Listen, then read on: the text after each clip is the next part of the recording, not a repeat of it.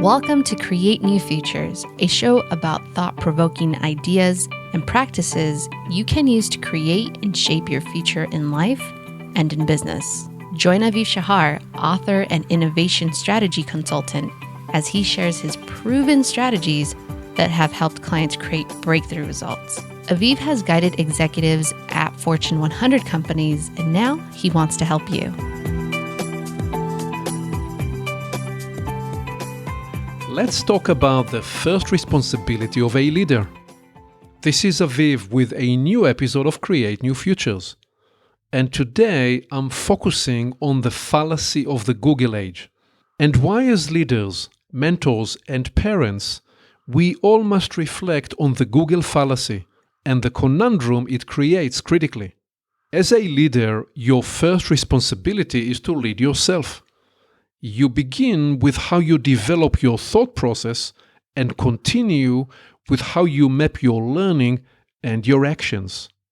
You cannot afford to outsource your self-leadership or to abandon your intuition and judgment. And you cannot afford to contract out the diligent work of your own reflective inquiry and development. My call to action here today is to invite you to practice mindfulness as a leader and as a parent, to recognize the fallacy of the Google age and to reflect on the learning and knowledge that you will encourage and promote. Here is a question for you. How many Google searches do you perform on a regular day? Well, during one recent workday, I decided to answer my own question. So I kept count. At the end of the day, I discovered that I had conducted 24 Google searches. I love Google. How can you not love what Google enables us to do? Here, though, is the point we make today. Every good development invariably creates unintended consequences. And the fallacy of the Google age is one of those consequences. Before we put the laser on this challenge, let me make the broader statement. Every age brings its technological innovation and progress. Every wave of innovation creates new possibilities and capabilities, which in turn give rise to mistaken beliefs. For instance, the innovation of antibiotics initially catalyzed the belief that we were about to eradicate all diseases. The fantastic discovery of the DNA promoted a deterministic, DNA-centric mental model that posited that people are defined by their DNA. This belief is still prevalent, even though epigeneticists subsequently showed that what gets expressed from our DNA potential is determined by the collective impact of the environment, formative experiences, and behavioral and lifestyle choices. Furthermore, the deterministic DNA-centric belief fails to recognize the broader significance of the psychological and spiritual dimensions of life, such as their power and impact on our health, well-being, and on our capacity to respond to opportunities. When we retrace and reflect on the human progress as a species, sometimes we appear to be following the allegorical story of the man next to a streetlight, searching for the keys he had lost. When asked if he felt he dropped the keys right there, next to the streetlight, he replied, "I'm not sure when or where I lost my keys. Perhaps it was down the street, or even on a different street. But it is easier and more convenient to search the area illuminated by the streetlight." As a species, we are a bit like that man. We develop antibiotics and think they will solve all our health issues. We discover DNA and rush to believe we've unlocked the complete secret to life and all its mysteries. Clearly, both discoveries represent important developments, and yet neither one of them can answer all the questions and unresolved mysteries or address all of humanity's health problems. These examples provide a great segue to reflecting on the Google fallacy, which I should perhaps better name the fallacy of the Google age. To better appreciate this particular misunderstanding, let's look at Google's mission. Google was born back in the late 90s, when many people believed that all of the world's knowledge was going to be available on the web. Google's founders recognized this unique opportunity to organize that knowledge and make it widely accessible. Google's mission statement was and still is to organize the world's information and make it universally accessible and useful. The mission statement was coupled with the company's vision statement to provide access to the world's information in one click. These are excellent mission and vision statements because of their clarity. Indeed, this mission and vision guided Google's business effectively to focus on its search engine service because they are concrete and clear. More broadly, Google's mission has been viewed and widely represented in the idea of organizing all the world's knowledge, diluting a little in our minds the distinction we must make between information and knowledge. The meme of organizing all the world's knowledge was initially developed in the early 20th century by Paul-Marie Otlet, a Belgian entrepreneur considered one of the fathers of information science. He wrote numerous essays and 2 books about how to collect and organize the world's knowledge. Google was in the right place at the right time to bring this idea to life. Today, we are all the beneficiaries of Google's service. Indeed, most of the world's information and knowledge is a click away. So where is the problem? What then is the Google fallacy? The fallacy of the Google age is the belief that people are able to access every level of knowledge on any topic or question immediately. Why is this a fallacy? What's left out of the equation? What forms of knowledge not captured by the search engine's algorithms are endangered by this mindset propagated by Google's search prowess? My premise is that the mental model enabled by Google, which is that everything you want to know is just a click away, is costing people some of the defining markers of our humanness. It allows us to get by superficially, it makes us lazy, and it facilitates the loss of reflection and concentration power. We are at risk of abandoning the joys of inner discovery, of striving to resolve unresolved mysteries. And yes, we are at risk of making mediocrity the new norm. When we relinquish the power of the depth of development knowledge acquired by persistent struggle and personal application, we lose some of our humanness. Are we raising new generations of digital natives who discover Wikipedia and Google long before they experience the wonders of the outdoors, or learn to climb a tree, swim, or ride a bike? Here are 5 dimensions and buckets of knowledge that cannot be recreated or explained fully by Google or Wikipedia or any other app. Each of these buckets must be accessed by other means and from other sources. Bucket 1. Experiential knowledge. Can you remember your first outdoor adventure?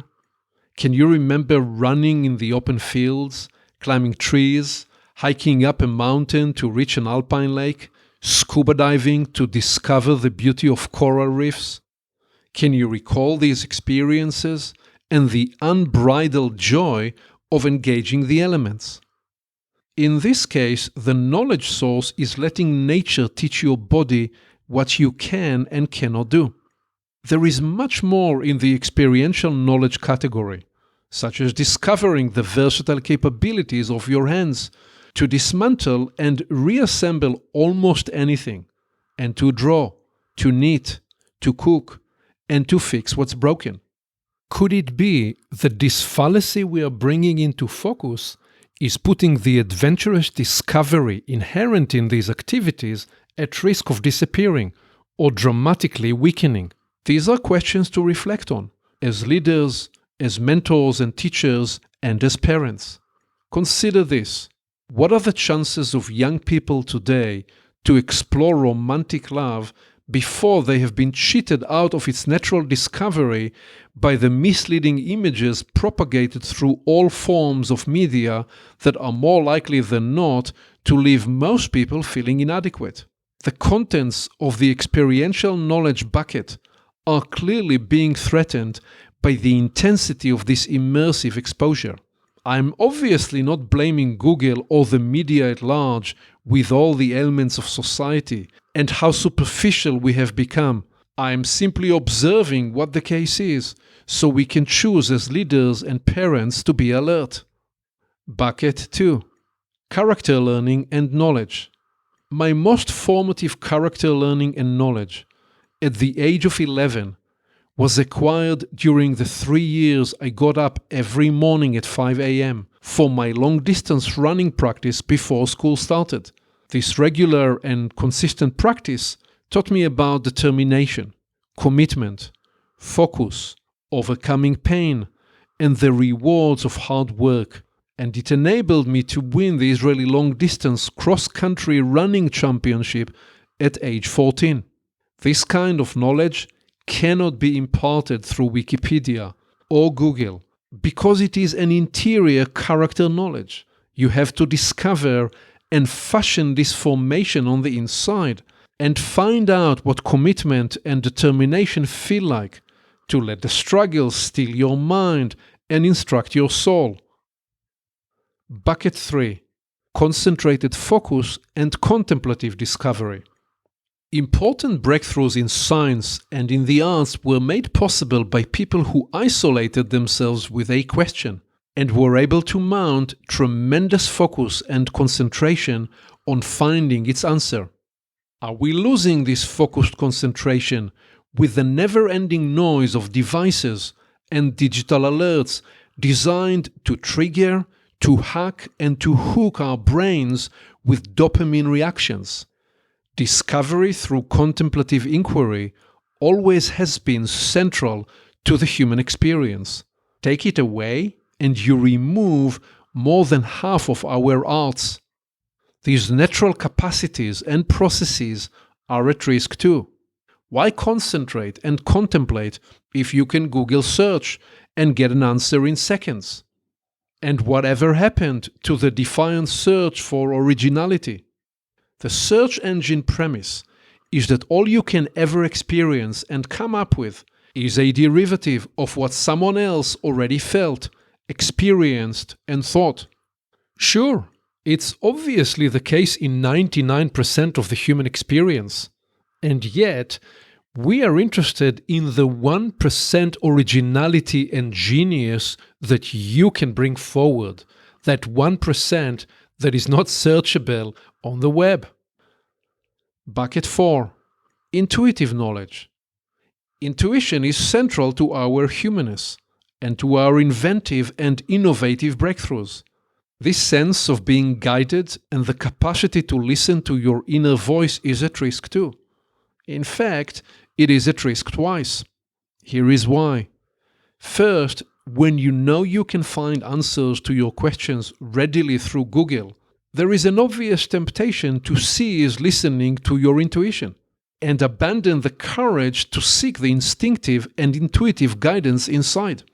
Second, our creative innovation is diminished by extraordinarily persuasive external pressures to fit into existing categories and behavioral and thinking templates. Socialization is a process that acts a bit like a dog in training. Though some might disagree with this analogy, if you look and compare the two situations, you will find that the protocols of dog training and the rewards for social success follow a similar principle. And that realization leaves us wondering, if we are the dogs, then who is the master? The price we pay for taking these risks is the loss of creative intuition. Bucket 5. Development knowledge. This category represents knowledge acquired and fashioned by self-application and by the development it fosters through the refinement of achieving mastery in a given area. Think about the knowledge acquired by Missy Franklin and by Katie Ledecky in the swimming pool. Think about the knowledge found by Itzhak Perlman through the violin, by Yo-Yo Ma with his cello, and by Renee Fleming with her voice. In the process of achieving mastery in one's craft, there are million insights into self-awareness, self-management, psychology, preparation, peak performance attunement, overcoming adversity and challenge, resilience and persistence, discordance and inner harmony. These experiences represent what we can call vertical knowledge, because this knowledge lives and is accessed at different depth. I am talking about knowledge that cannot be acquired by just clicking on a mouse. It is only achieved with 10,000 hours of practice, or at times only after 50,000 hours of practice.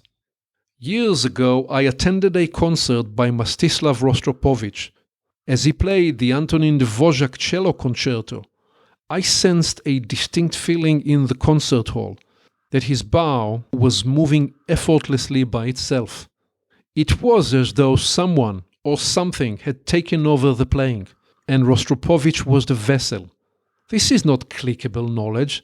Such a rare form of knowledge and mastery, a pure musical communion manifesting through the cello, can sometimes be observed in pioneers and thought leaders in almost every field.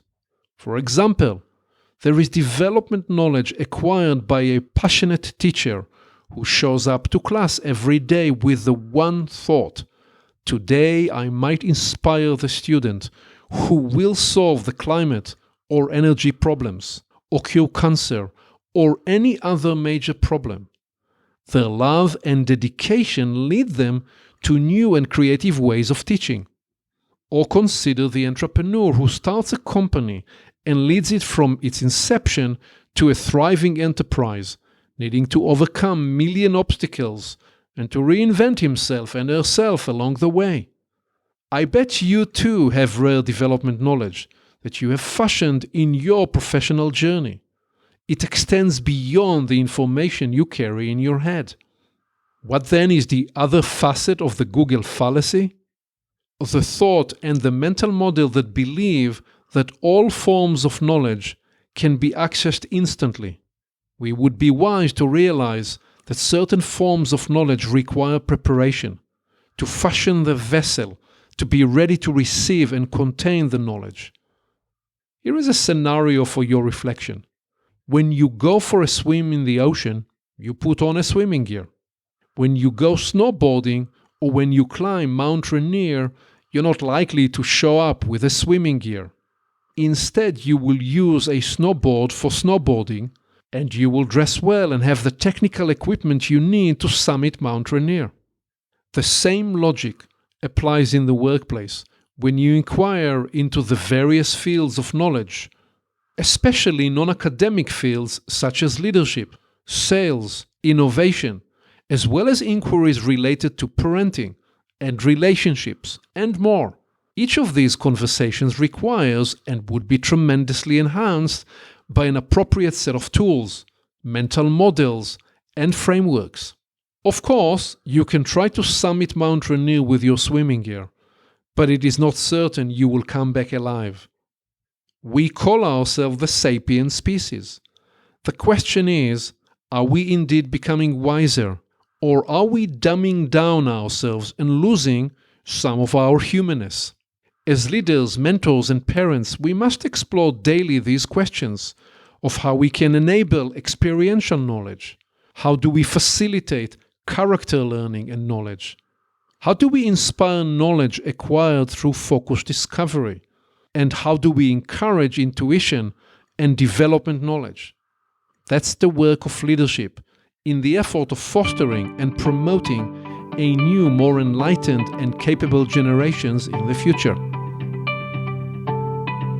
Thank you for listening. Aviv always encourages his clients to identify the one or two ideas they can move forward into action immediately. What will you capture and apply today? You can always begin with a small action and then build momentum over time. When you move forward from an idea to action, you get immediate ROI, return on the time you invested, and return of learning. And then the learning cycle builds the success propulsion. One more thing. You can reach Aviv directly by phone and email to discover how he can help you create a new future for your business and organization. Creating your new future can begin today.